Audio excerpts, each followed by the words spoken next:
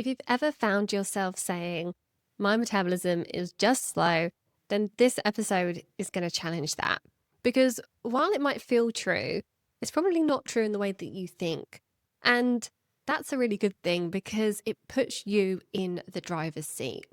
Welcome back to the Thriving Metabolism podcast. I'm Louise Digby, registered nutritionist and founder of the Nourish Method to Lasting Fat Loss, where we identify what's causing your stubborn weight and symptoms so that you can start working with your body to release stubborn weight without fad diets or going to extremes. So, metabolism. Most people think of metabolism as something fixed. Something you either have a fast one of or a slow one, or one that used to be fast but has been broken over the years. But your metabolism isn't fixed. It's not something that you're born with and are stuck with. It's actually a responsive system, a reflection of what your body is experiencing and how it's choosing to adapt to that environment. And understanding that changes everything. Because if your metabolism is responsive and flexible, then the real question isn't, how do I speed it up? It's, why has my body slowed things down in the first place? Have you been feeling like you're doing all the right things? You're eating well, you're exercising, you're trying to be consistent, but your body isn't cooperating. The weight is stuck or creeping up. Your energy is low. You struggle to regulate your temperature. Your recovery from workouts isn't what it once was. And you're more injury prone. And it just feels like something in your body is off. Something has slowed down, that your metabolism just isn't what it used to be. If that's you, you're not imagining it, but the reason isn't what you've been told. You know, most people think that your metabolism is just how fast you burn calories. Burn more, lose weight. Burn less, gain weight. Simple. Except it's not. Your metabolism is not just about burning calories. It's about how your body produces energy, how it uses that energy, and how it decides where that energy goes. It's an adaptive system, a really highly intelligent system that is constantly reading signals from your environment. And based on those signals, it makes decisions. Should we spend energy? Should we conserve it? Should we build, repair, reproduce, burn fat? Or should we protect, store, and survive? And those decisions are not random. They're based on what your body perceives as safe or not safe. And one of the key things to understand is that when your body slows down your metabolism and upregulates fat storage, that is a protective mechanism. Because from your body's perspective, slowing things down can be the smartest move it can make. For example, if your body senses that energy is scarce because you're eating less, or skipping meals, or constantly dieting, it doesn't think, let's burn some fat to keep everything running at full capacity. It thinks, resources are scarce. We need to conserve energy. Let's downregulate where we can. So it reduces the output. It becomes more efficient. It uses less energy to do the same things. It's like when a business doesn't have much revenue coming in. It cuts unnecessary expenses to break even. Your body does the same thing. And over time, that looks like a slow metabolism. Now, layer on top of that stress, poor sleep, high training load, and that danger signal becomes even stronger. Your body thinks, this is not a good time to spend energy. This is a time to protect it. So your super smart body adapts. And this is the piece that is so often missed. Adaptation. Your body is incredibly good at it. Give it a consistent set of conditions and it will adjust to survive them. If you eat less for long enough, it adapts. If you exercise more for long enough, it adapts. Sleep poorly for long enough, it adapts. Be stressed for long enough, sure enough, it adapts. And those adaptations help you to survive and function, but they're not always helpful for fat loss. They often reduce it. And this is why what used to work stops working, because your body has learned it's become more efficient. And efficiency is the opposite of what most people are trying to achieve. They want to burn more fat, but their body has learned to do more with less. Now, let's talk about the role of calories, because this is where things can get a bit confusing. We're told that weight loss is about creating a calorie deficit. Eat less, move more, and yes, calories matter. But they are not the full story, because your body doesn't just respond to calories in a black and white way. It responds to them in the context of your internal environment. You can eat less, and instead of increasing fat loss, your body reduces output. You feel more tired, you move less without even realizing. Your hormones adjust, and the deficit that you thought you created gets cancelled out. So naturally, you push harder, you eat even less, you exercise even more, and your body pushes back even more. This is the calorie trap, and it's where so many women get stuck, because the logic seems sound, but the outcome doesn't match. And the assumption ends up being, well, I must be the problem. But you're not. Your body is doing exactly what it's designed to do. And here is what that actually looks like in practice. Let's say that you decide to cut your calories by 500 a day.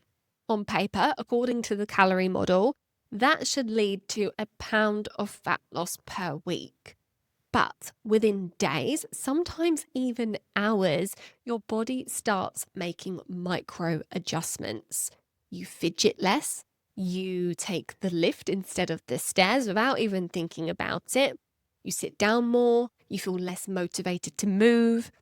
These aren't conscious choices, they're your body's way of matching energy expenditure to energy intake. And scientists call this adaptive thermogenesis. But you don't need to remember that term. You just need to know that your body is smarter than any calculator, and it will defend its energy stores, especially if it perceives. Now, I want to address something that comes up all the time. The idea that some people are just naturally thin because they have a fast metabolism, and others are destined to struggle because theirs is slow. This is one of the most damaging myths out there, because it makes metabolism sound genetic, permanent, and out of your control. But research shows that metabolic rate between individuals of the same size and body composition varies by less than you'd think. And often, just a few hundred calories per day can be the difference. It's not usually metabolic rate, it's metabolic flexibility. The ability of your body to switch between fuel sources, to use carbohydrates when they're available, to burn fat when they're not, to ramp up energy production when needed, to conserve when appropriate. That flexibility is what makes the difference, and it's something that you can influence. Now, let's talk about what happens after 40, because this is where things often feel like they can just change overnight. And again, it's not actually about age, it's about accumulation. Years of dieting, years of stress, years of pushing your body, combined with the natural changes in hormones, a gradual loss of muscle mass, reduced recovery capacity, and then suddenly that margin for error becomes much, much smaller. What your body tolerated in your 20s and 30s is no longer tolerated in the same way. So the same strategies produce very different results. And it feels like your metabolism has slowed, but really your body has become more protective, more responsive, more aware of the cost of what you're asking it to do. And in your 30s, you might have been able to skip breakfast, train hard, eat light during the day, and still feel energized. Your body had the resilience to handle that. But in your 40s and beyond, that same pattern might leave you exhausted by midday, craving sugar, struggling to focus, because your body no longer has that same buffer, the same hormonal support, the same muscle mass to stabilize blood sugar. So it responds differently. Not because it's broken, but because the context has changed. And this is where so many women blame themselves. They think that they've lost discipline, lost willpower, but that's not it. And sometimes it can just feel more difficult to make positive choices. And, usually the combination of these changes making cravings more intense, energy lower, sleep poorer, and also just the feeling that nothing is going to work. So what's the point anyway? It's completely understandable that you're going to be struggling. The strategy that worked before, it no longer matches what your body needs now. Now, there's another piece that doesn't get enough attention, and that is your nervous system, because a stressed body is an energy conserving body. If your system is constantly in a low level of fight or flight, digestion is compromised, recovery is compromised, fat burning is not prioritized, because again, your body is asking, is this a safe time to spend energy? If the answer is no, it holds back. You cannot out diet, out exercise a body that doesn't feel safe. If you think about what happens when you're genuinely stressed, maybe you're facing a deadline or dealing with a difficult situation, your appetite might disappear, or you might crave quick energy like sugar or carbohydrates. Your digestion shifts. You might feel bloated. Your sleep suffers. These aren't separate issues. They're all connected to your nervous system. And when your nervous system is chronically activated, your metabolism pays the price because your body is prioritizing survival, not thriving. Now, I know it can feel like, well, what on earth am I going to do about this? Because so many of the women that I work with are doing all the right things, eating clean, exercising regularly, being disciplined. And these are all seen as positives, but they don't always translate to a thriving metabolism, because eating clean doesn't always mean eating enough. Exercising regularly doesn't always mean recovering well. And being disciplined can sometimes mean ignoring what your body's signals are actually telling you and what your body's asking for. So you can be doing all the right things on paper and still be creating the exact conditions that slow your metabolism down. I see this pattern constantly. A woman comes to me eating perfectly, whole foods, no processed sugar, plenty of veg, training 5-6 times a week, but she's eating 1,200 calories, sleeping 6 hours, and wondering why she's exhausted. Her weight won't budge. On paper, she's doing everything right, but her body is screaming for more support, more food, more rest, more recovery. And until she gives it that, her metabolism will stay suppressed. Now, let's bring in gut health and nutrients into the mix, because your metabolism doesn't just rely on calories. It relies on your ability to extract and use energy from those calories. If your gut isn't functioning well, you don't absorb nutrients efficiently. And if you don't absorb nutrients, your body doesn't have the raw materials it needs to produce energy. Iron, B vitamins, magnesium, zinc, selenium. These are not optional. These are essential for energy production. So you can be eating well, but if absorption is compromised, your metabolism still suffers. And an important point, your gut health is directly influenced by stress, by the diversity of your diet, by how well you chew your food, by your stomach acid levels, by the balance of bacteria in your digestive system. All of these factors determine whether the nutrients in your food actually make it into your cells or pass straight through. And then we have hormones: thyroid, insulin, cortisol, estrogen, progesterone, testosterone. all influencing how your body produces and uses energy. But again, they don't operate in isolation. They respond to the environment that you create. So trying to fix them directly without addressing that environment leads to inconsistent results. Let me explain with a thyroid example. Your thyroid produces hormones that regulate metabolic rate. But thyroid function is influenced by how much you're eating, how much stress you're under, how well you're sleeping, your nutrient status, your gut health, your blood sugar stability. So if you're under eating, over exercising, stressed, and sleep deprived, your thyroid will downregulate. Not because it's faulty, but because it's responding to the signals it's receiving. And taking thyroid medication or thyroid stimulating supplements without changing those signals often doesn't solve the problem. Now, I want to come back to something important. The signs that your metabolism has adapted. Feeling cold, especially in your hands and feet.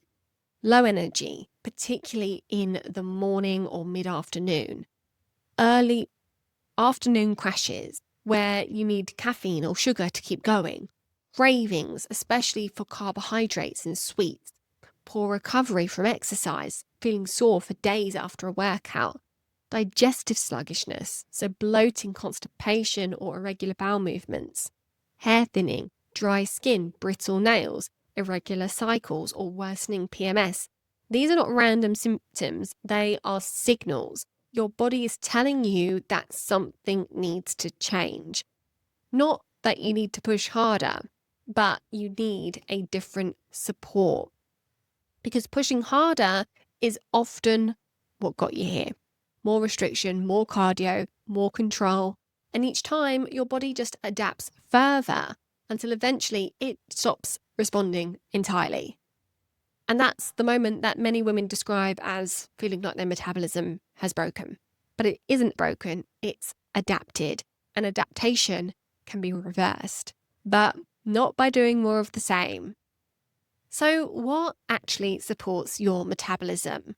Not in a quick fix way, but in a way that creates lasting change.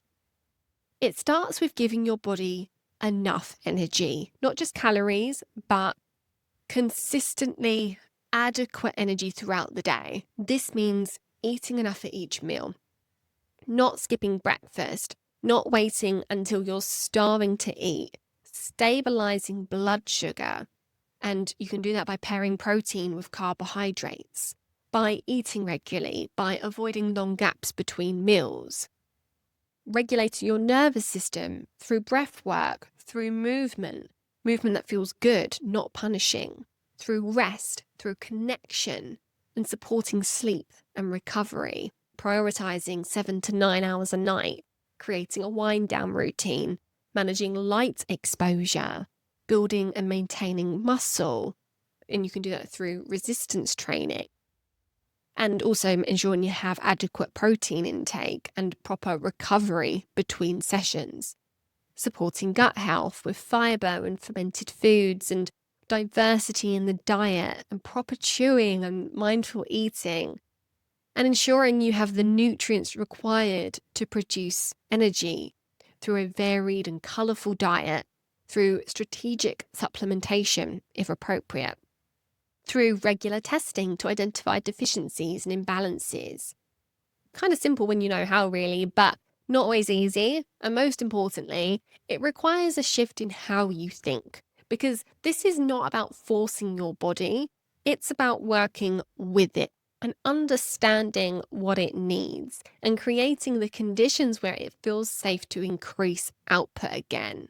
So instead of seeing yourself as someone with a slow metabolism, see yourself as someone whose body has adapted and whose body can adapt again. Because your body wants to thrive, it wants to have energy, it wants to burn fat efficiently, it wants to feel strong and capable, but it will only do that when it feels safe, when it has what it needs, when the signals you're sending indicate safety, not danger. And that shift, it doesn't happen overnight, but it does happen. It happens when you stop fighting your body and you start listening to it. Now, if you're listening to this and you're thinking, I can see myself in this, but I don't know what I need to focus on, that is exactly what I'm going to help you understand in my upcoming masterclass. We'll break down the key patterns I see in women over 40, what's really keeping them stuck, and how to start identifying what your body needs specifically. So you can stop guessing and start moving forwards. You can register using the link in the show notes or find me on Instagram at Louise Digby Nutrition and DM me or comment on any of my posts. Just comment the word fix and you'll get the details straight to your inbox. Make sure you're following me so that the message actually comes through as well. And if this episode resonated, let me know, send me a message. I love to hear from my listeners. And also make sure you like and subscribe. And remember, the biggest shift doesn't come from doing more. It comes from seeing things differently. And once that happens, everything else starts to change in the best way. Thank you for joining me. I'll see you in the next episode.